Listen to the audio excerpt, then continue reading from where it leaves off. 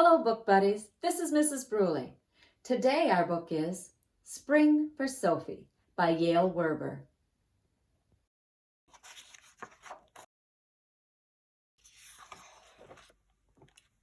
When will spring be here? Sophie asked her mom.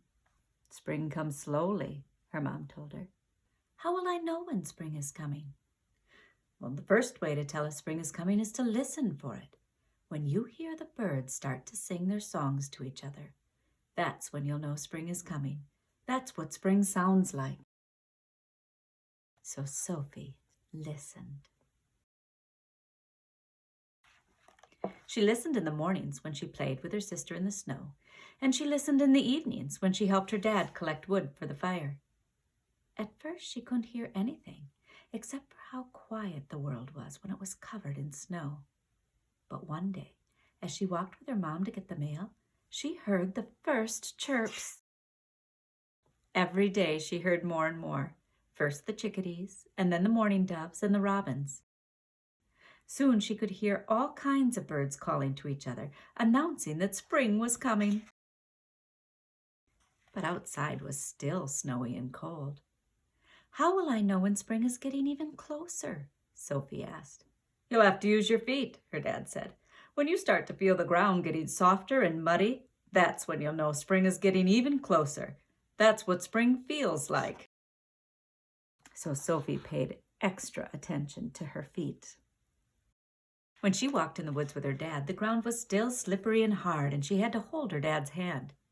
When she walked shadow with her mom, everything still felt icy.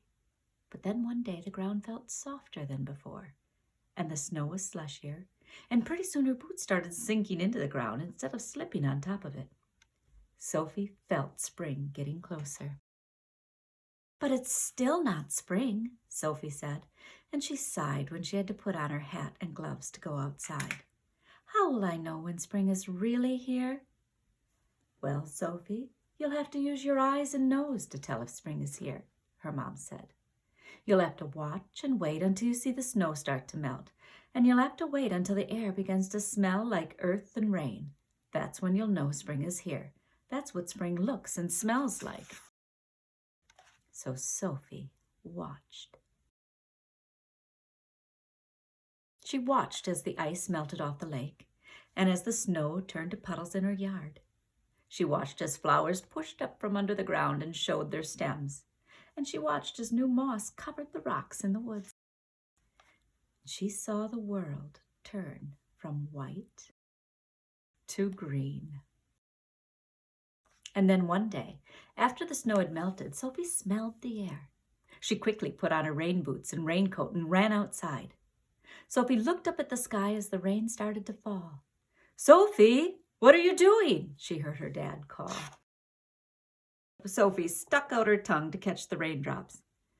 Now I know spring is here, she called, because this is what spring tastes like. I hope you enjoyed our story. Until next time, book buddies, happy reading!